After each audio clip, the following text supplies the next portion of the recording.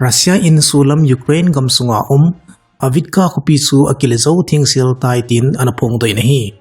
ichi kupi hi galang zokal kumni thin kun cha chu Ukraine se paiten apan sa naw stronghold akon asipai teu chu aniki tol do so ani hitai Russian President Putin in thilsu hi Russia se paite adinga lolhin na lin ta khat na hidan anapong doi nahi ichi thu to kimenin United States President Joe Biden in Ukraine President Volodymyr Zelensky anakihopi na United States Congress in akithopi naw asut jom ding dano anahilin chule mabana gamkai alhaso belo na ding over United States in apan pising dingin jong anasizin ahi Israel le Hamas ki ka kibuina thu to kimanin VANNOI lamkai military officer chule diplomat ho ni kuthum lut dingin Munich Security Conference adingin aniki khom panta binahi ichi ki khop na chu Davos of Defense ti azong he na hi ekiti ki ho khom na achun Ukraine president in atha bia galman cha ki thopi na api bedingon nge na zong anane jin hi aji chu tu din muna Ukraine sipaiten galman cha chang hi hata apoi modano hitai chule aki khom lam kai chingin Israel le Hamas ki ka IT achamna omdo theina dingin lunggel sei khom na jong anani zunahi in la lam kai loi khanin itobang chamna ahung omdo wa ding wang ta sanna anei lovin ekisei nahi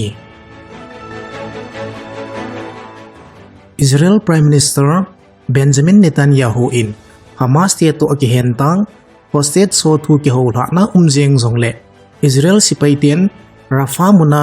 lut te ding ahidan anapong doi nahi Hetthei khatsu VANNOI kiloi khom na tampin hanglam Gaza kaya hi alut lo te na ding over Tel Aviv angangi na anazing saw ahi aji chu hilai Rafa muna hi Palestine Gaza mihim 1.4 million valin kisialna pansana anayo hi inla achi sa haptakal sunga United States President Joe Biden jing in jong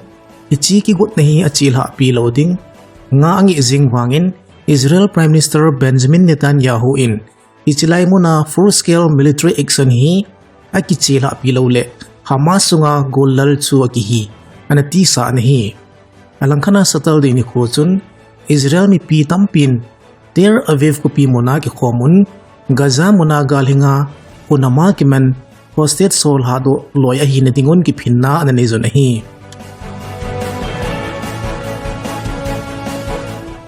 Saturday ni kuchun Turkey apansa charity khanin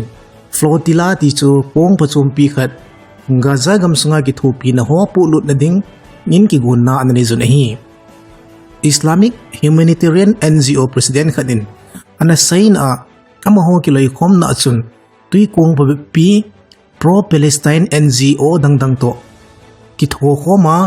Freedom Flotilla Coalition ti asem do ova ichi ho chu Gaza gamsunga ummi pi ho ki thopi na nei ding ati hi ichi ki thopi na achun Turkey Europe North America Africa chule Asia gambung sunga organization tampin pan alaon asayo nahi geldo thai khat chu Israel le Hamas ki ka boina atha bia ahung so sang nahi achi sa kum sang ni som ni lathum October ni sim sagi ni khoa Hamas ten Israel gamsung Gyalpha lohila anabulu ji ova Israel mi sang khatle zakhatle somgup lamin thina anato nahi ichi phula na Israel sipaiten Gaza strip sungsia tanglwa phula na Hamas galgu bol kiloi khom na ho sumanga omte na dinga operation hi ahin chila pio kal Palestine mihim sang som nila sangit le zagit le som ngalegit atam zon numay le chapang hon thina anato anahitai Chinese Coast Guard 10 kilomlo ta le ti zanum ta chonchan atho vetin Filipino Coast Guard 10 phamosa na anapong do vinhi achi sa Thursday le Friday ni kuni sunga chu Philippine tui kong ho chu ngaman ho dinga ne le cha chule thau tha achina wa Chinese Coast Guard 10 ahong ki chu jing now South China tui pi ho ma Scarborough so tui kul mona kilomlo ta phat sot pi analam tino anahi hito bunga hi China le Philippine Coast Guard ho ki ka ki buina hi an jing sa zong an hi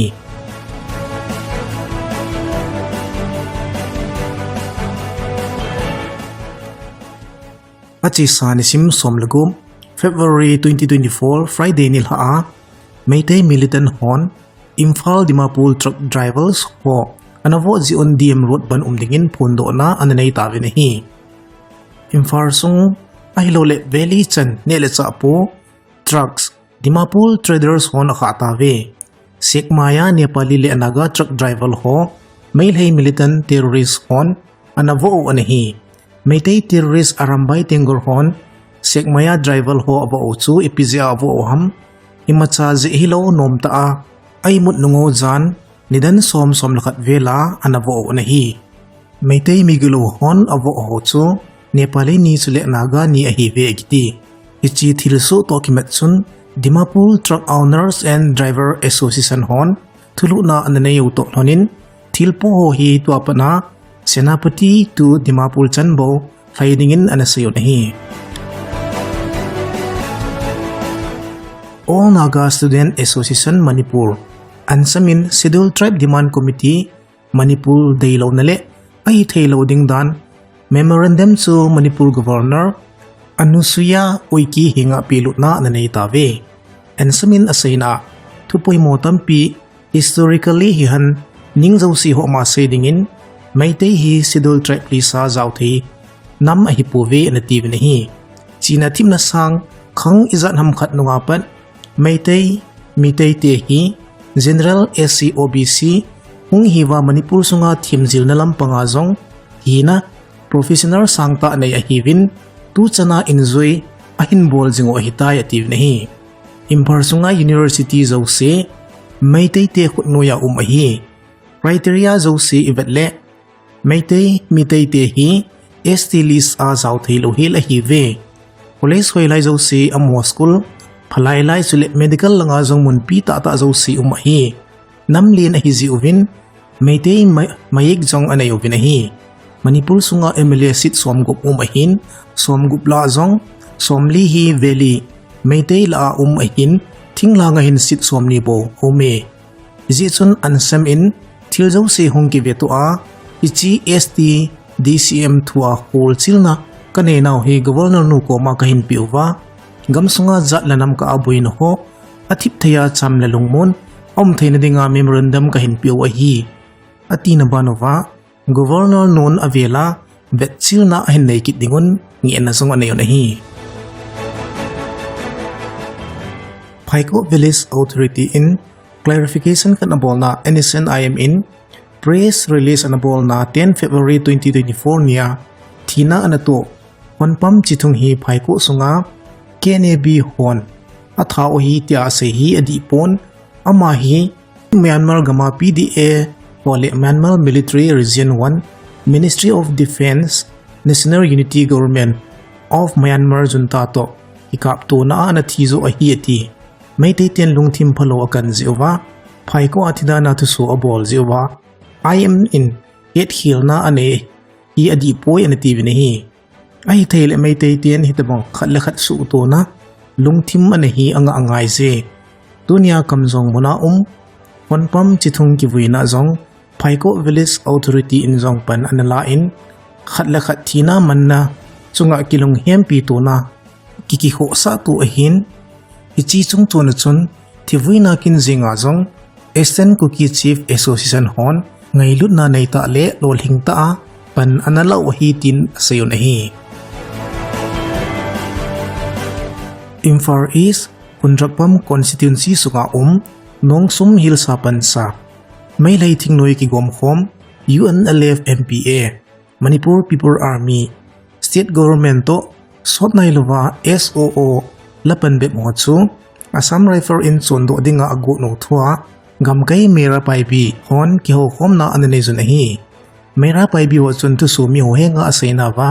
Nongsum Hills Aum MPA ho hi kilado thai loading amo hin hichi gamkai ya may laite avian binuwa nile sa ki ho na iza kai mi pi lungmonga ayum sa wahi Assam Rifle hon MPA ho la do ding atiu hi Kuki zote anop na at salho na thay di wa tu go na wahi tin zong ngo na anani zon hi.